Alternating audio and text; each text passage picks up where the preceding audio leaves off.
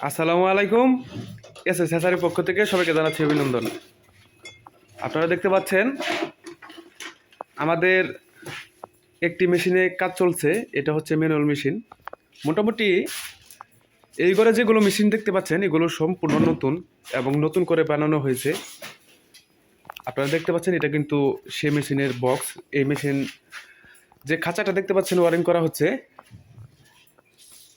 এটার বক্স হচ্ছে এটা।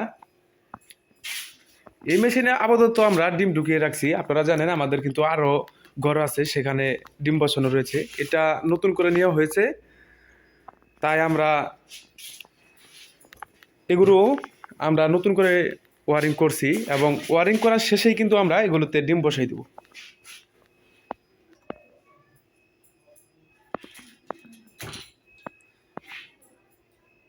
আমাদের মোটামুটি এখানে এই মেশিনের লাইট এবং ফ্যান ফিট করা লাগে প্রায় 24টার মতো, দুটি মিলে 12টা করে লাগে।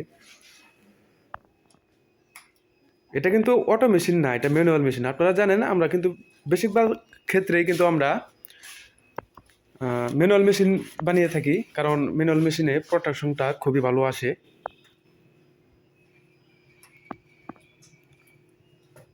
আমাদের এই মেশিনটা ওয়ারিং করতে মোটামুটি 3 ঘন্টার মতো সময় লাগবে। এখন আপনাদের ডিমগুলো দেখে আনি। এই ডিমের বয়স মোটামুটি আমাদের 12-14 দিন হয়ে গেছে। সঠিক বলতে পারছি না অনেকটি মেশিন হওয়ার কারণে। যদি আপনাদের এই ডিমের বয়স যদি ঠিকভাবে বলতে চাই তাহলে আমাদের ডায়েরি দেখতে হবে এবং কতদিন হয়েছে এটা আমাদের তখন জানতে পারবো। আনুমানিক এটার বয়স হয়ে গেছে প্রায় 14-15 দিন। এর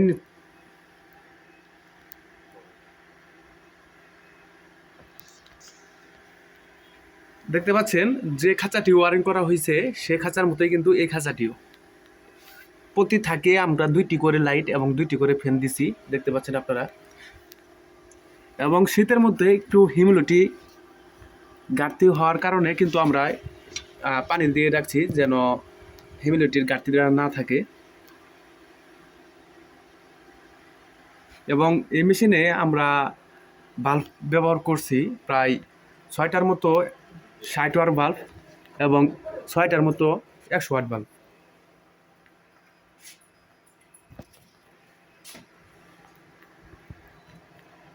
আসলে এটা দেখানোর জন্যই ছোট্ট করে এই ভিডিওটি করা। ভালো লাগলে অবশ্যই চ্যানেলটিকে সাবস্ক্রাইব করবেন। সবাইকে ধন্যবাদ।